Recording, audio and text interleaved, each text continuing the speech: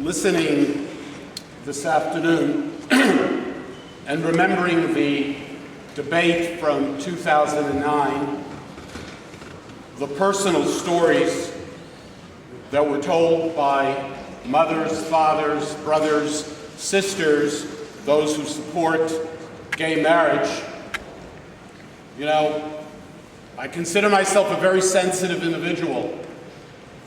I consider myself a person who believes very strongly in civil rights. I mean, how could I not?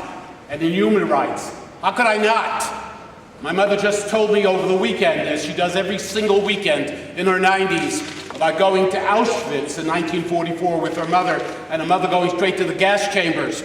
So I don't think it's fair for people who have a different point of view, a legitimate point of view, surely as legitimate as the point of view of those who support the bill, for anyone to question their belief in human rights, for anyone to question their commitment to civil rights, for anyone to question whether they are people who are compassionate, people who care.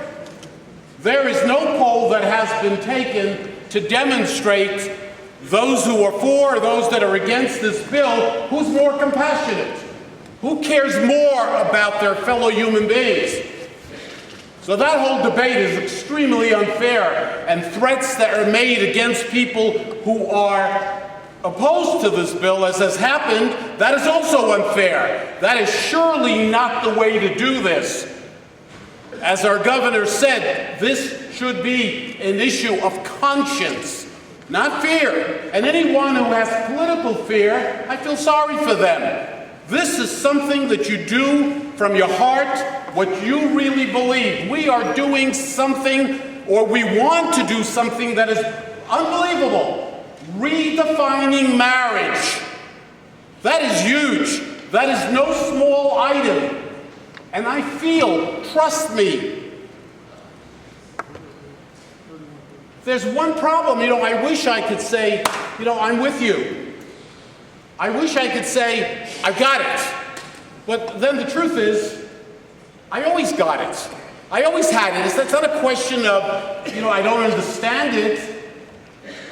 And I know some people can say, well, God said, and what does God know, right? What does God know? He's not a passionate individual, I assume. He doesn't have compassion, he doesn't have feelings. I gotta tell you, and this is my views, and I have a right to my views, and you have a right to yours. Throughout the Torah, the Bible, and by the way, I studied this when I was a kid, in yeshiva, going to school, and I do it every single week. And it has more meaning to me today than ever before, because it is really not a story when you study the Bible, when you study the Torah. It is a way of life. It is how I should treat you. It is how I should behave towards you. I shouldn't hurt your feelings. I shouldn't upset you. I should be a mensch, right? Being a mensch, being a decent human being. That's what it's all about. Judaism is man and God. That's only one part of it. The other part is what we call, and I'll help you out later, bein adam li adam, between man and man. How we behave towards each other. That's it. That is the critical criteria.